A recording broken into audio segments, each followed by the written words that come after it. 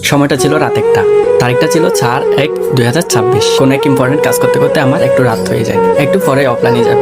হঠাৎ করে একটা মেসেজ আসে, হ্যাপি বার্থডে মামা, may God bless you, may you be prosper in life. অনেক অনেক শুভকামনা রইল আপনাদের জন্য। হঠাৎ আমি আশ্চর্য হয়ে গেলাম, কিরে আমাকে আবার এরকম বার্থডে বলতেছে, আমি তো খেয়াল করিনি আসলে। তো আমি তারিখটা আর হচ্ছে ডেটটা দেখলাম। তো ডেটটা দেখার পর দেখতেছি আজকে হচ্ছে 4 তারিখ। তো মনে পড়ছে আসলে আমার বার্থডে ছিল।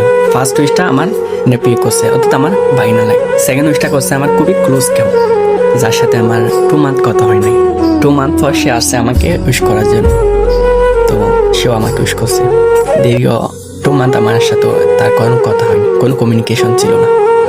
তো 2 মান্থ পর যখন সে আমাকে উইশ করছে, তো অবশ্যই আমার ভালো লাগছে, কারণ ওর সাথে আমার ঝগড়াঝাটি হয়েছিল হালকা। প্রায় 2 মান্থ ওর সাথে আমার কথা হয়নি। 2 মান্থ পর সে আমাকে আসছে।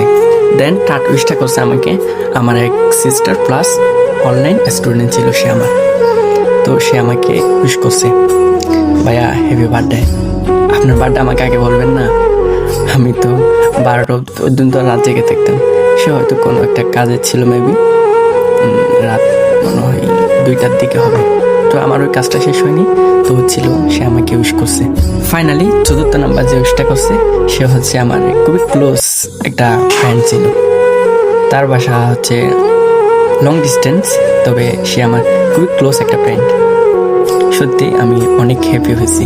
দেন এরপরে আস্তে আস্তে ধীরে ধীরে সবাই আমাকে উইশ করছে ধারাবাহিকভাবে।